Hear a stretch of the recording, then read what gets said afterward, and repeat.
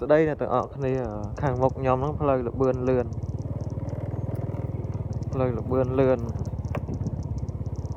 ទៅខាងកំពង់សោមពីពេញទៅកំពង់សោមថ្ងៃនេះជិះមកមើលវាស្រែស្រុកស្រែចំការ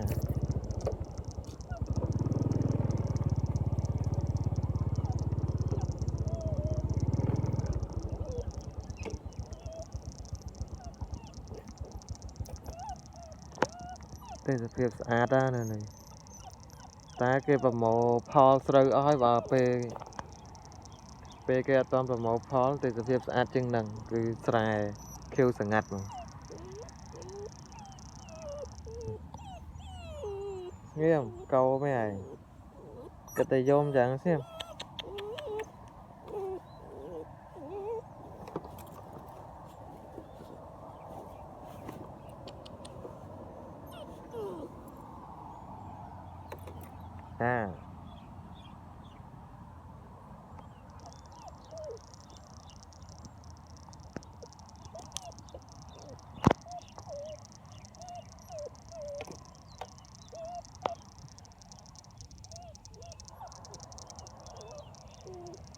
ស្រុកស្រែមានតែប៉ុណ្្នឹងឯង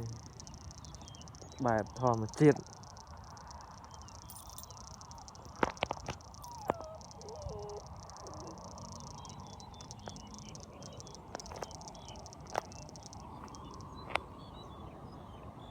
អត់ដឹងថាមានខ្យងអត់ទេតែកា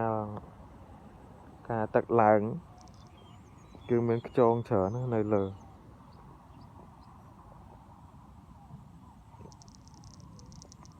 តែឥឡូវប្រហែលជាអត់មានទេ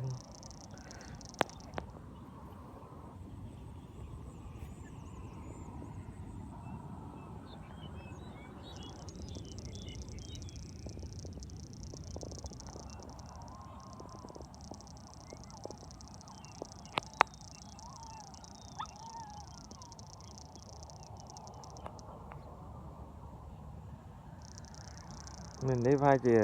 គេចិត្តភ្ជួរទៀតដើម្បីធ្វើស្រូវម្ដងទៀត